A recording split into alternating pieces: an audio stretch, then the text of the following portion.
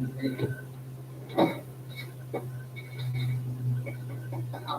peace, peace, everyone. Welcome to my first live on YouTube video.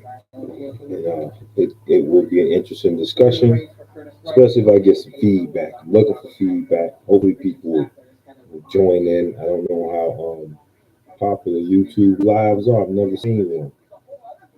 So, what I'm talking about, first of all, I'm watching this thing on Netflix called Painkiller. Talks about how they pushed OxyContin onto the community, legalized drug dealing, and interesting. Netflix always got good shows, but this is very good. If you got a chance, go watch Painkiller. And what I want to talk about, right? I was hoping, like on Facebook, they kind of drive viewers your way. I don't know if YouTube does that, but I wanted to talk about Cracker Barrel. Cracker Barrel, Cracker Barrel, Cracker Barrel. Right? So me, I've been in Cracker Barrel one time. A friend of mine used to be a friend of mine. He was dining there with his family, and my wife and I dropped in on them, right? And I just couldn't figure out like why is he in Cracker Barrel, right? Like why they in Cracker Barrel? I couldn't figure it out, right? Is the location of the Cracker Barrel was somewhere where we weren't gonna find many black people at all, right? We weren't represented. And when I walked into Cracker Barrel for the first time in my life, right, I wanted to walk out immediately, right? I felt like I was in the 60s, right? And all of the white people from that, and no, not even the 60s. Yeah, the 60s, man, not slavery, not that far back, but maybe back when it was still bad, right? Not even the 60s. Let's say the 50s, right? I felt like that's what it felt like. That's what it felt like when I walked in the Cracker Barrel, right? Because all I saw was, you know, a bunch of them in there, right? And I'm looking for my partner, right?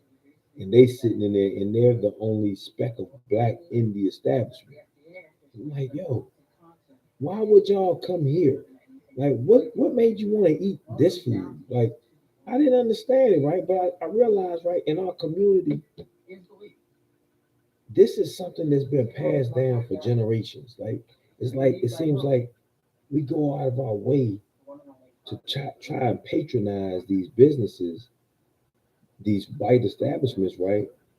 And they don't even want our business, right? So why are we forcing ourselves on them?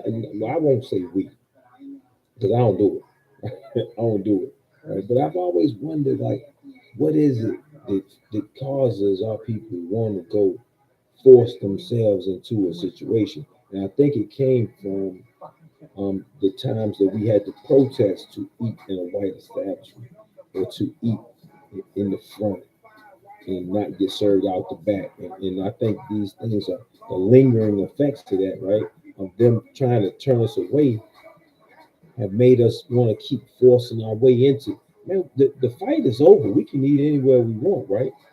And I think really that there's like a, um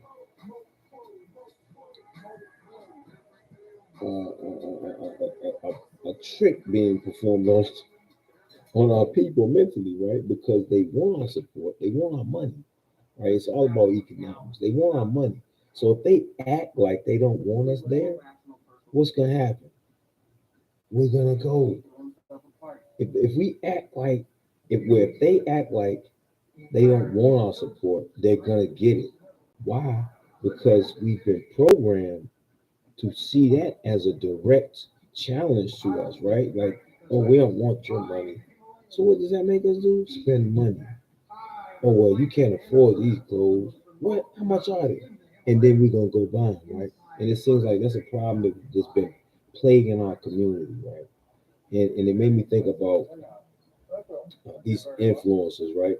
influencers get paid to, you know, endorse a product, right? So I remember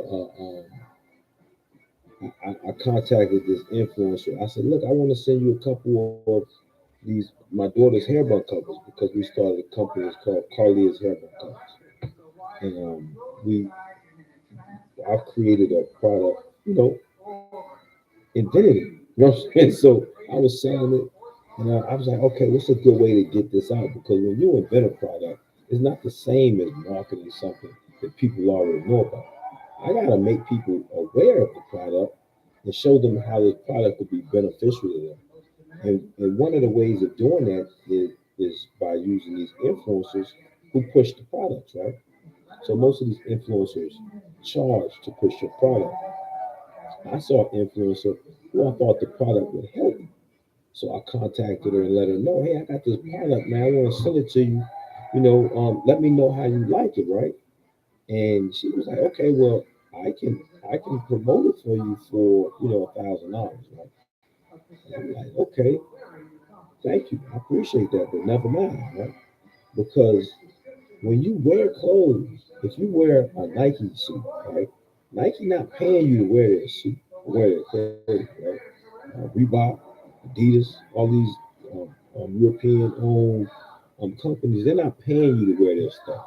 Like these dudes who sag their pants, they don't get paid to my Fendi. They got on a Fendi belt or Louis Vuitton belt, if they got Balenciaga shoes on. Balenciaga not paying them, right? So these influencers who are extremely um, superficial, you they wear all of these name brands, and they pay for it. They pay to wear these name brands. Now I'm trying to send you something for free, and I would just appreciate it if you just wore it and tell me how you like it. But you want to charge me for something I'm sending you for free. So you haven't paid for this. So what it is that there's a predatory, not predatory, capitalist society, right? You want to capitalize, but you don't have to capitalize off of everyone, right? If you're not going to capitalize off of Nike, Fendi, Louis Vuitton, all these people, right? Why do you want to capitalize on little old me, right? You could be the difference of me succeeding and failing, and I understand that as a good investment. But you should also understand that as an opportunity to give somebody a hand up, right? Like on these YouTube pages, it doesn't cost you a penny to subscribe. Go subscribe to my page right now, by the way, right? A subscription to someone's page costs you nothing, not a grunion, right? You already got the YouTube um, app, you got that. All you subscribing helps an individual. So when I go on a YouTube uh, page, I just subscribe. It don't cost me nothing. You see what I'm saying? But it can help them. I'm adding to their subscribership. So why not help somebody if it doesn't cost you nothing, right? So this girl that I was going to send this hair bun cover to, she was getting it for free. Like you ain't paying postage or nothing, right? I just want you to put it on. Like I let me shameless tag my book real quick. My book is From Selling Bricks to Selling Bricks by Carlos Parks, and it can be found on Amazon, or you can go to my website carlosparkspeaks.com. Right, but I have a plethora of books over there from authors who I know personally. Right, if I know a person and they have a book out, I purchase it. Right, I purchased it. I might not have read all of them, but I bought it. So I contributed to that individual's well-being. I contributed to it. But with a subscription, it's the same concept. You're contributing to an individual. When I go on, I'm not big on YouTube. I don't follow a lot of people. I subscribe to a lot of people. Maybe the only person who I regularly pay attention to is Willie D. Right? I'm on Willie D because partially because he's a real dude. Secondly, because I bidded with him. I was in Beaumont with him. So yeah, and really D, I can say, through my personal experience and I'm very good at observation, right? I watch how men treat other men, and from that I can determine what type of individual he is. So I watched how his homies from Houston treated him or behaved around him, or how they gave him a wide berth. You know, like they gave him a wide berth. They ain't really mess with dude because he was a serious dude. He was by himself all the time, shooting pool. You know, so I say that they do from my observations. And we walked the yard at the same time, and you know, it's like two sons in the same universe. You know, I was pretty much the same way. Only thing was I was well known on the yard. He was well known because of his rap career. But you know, all we ever did was probably shot pool together. We shot pool. But I ain't do a lot of rapping. He ain't do a lot of rapping. We just shot. You know, that's all it was to it. But I observed. I observed. So I remember doing well. I remember another guy that came on the yard where I was at, Twisty Black. He's also from Texas, right? And his when he came on the yard, it was more of a fanship, right? Because he's from Fort Worth, I think, Monkey Town, and you know, there was a lot of Fort Worth dudes there, Dallas dudes. They kind of ran together, and Twisty Black was like a legend in their circle. I could tell how they treated him, right, when he came in the yard. Like I say, observation. And then I had a dude from Funky Town who I messed with real hard, right? Um, Biggs, right? That was my Scrabble player. I called him my duck, right? But we used to get it in. But another person who came on the yard when I was in Pollard, Louisiana, I watched was Southwest T, and that's the BMF dude, uh, Big Meech's brother, his younger brother. Yeah, he's his younger brother. So he came on the yard, and I watched how he moved. Right, so I didn't know who he was, but you know how you can just tell somebody is somebody by his treatment, by his peers. So I noticed how the Detroit dudes changed when they came on the yard. They was like, you know, I ain't gonna say they was, you know, they just was. He had a big name, and they were kind of like kissing up to him. And the dude never went to eat. He always cooked in the unit, always bought stuff. And we had a discussion one time before I knew who he was. And he was very informative about things. And I'm like, man, you from Detroit? How you know about the Crips? Like, how you know so much about Cali? But I could tell everything he was saying was verified. Right? So, you know, I knew dude wasn't welling, right? And when we left the barbershop, I asked him, I was like, yo, who's that dude in there who's talking about the Crips, and he knew all this stuff about Shaq and all this other stuff. And he was like, "Oh yeah, that's that dude, Southwest T." I'm like, "Who's that?" They said that's Big Meech brother. And I was incarcerated already when this BMF thing hit. You know, like I was already in when they blew up or whatever. So I didn't know much about them. I was in Atlanta and Big Meech was there, but they had him in the cell. They had him segregated. They had him in, and he was locked behind the glass. This was in transit, so I never saw him. But that's when I heard about him, and somebody actually brought me the magazine, and I read about these guys, right? But yeah, so I'm trying to see if there's any dialogue, if anybody's on this thing, or if I'm talking to myself because it doesn't really tell me. I just know I'm live. So I keep this short, man. You know, I spoke on, um, we got to do better, man. We need to do better. We need to stop trying to cram ourselves into these boxes where we don't fit and where we're not wanted and go patronize individuals who will love our business, right? Our own people, right? So I look at it like it's like Chinatown. Any major metropolitan area in the United States, they got Chinatown, right? And this is where the Chinese um, set up shop. All their businesses are there, and that's where they go to shop. That's where they go to make money and spend money. But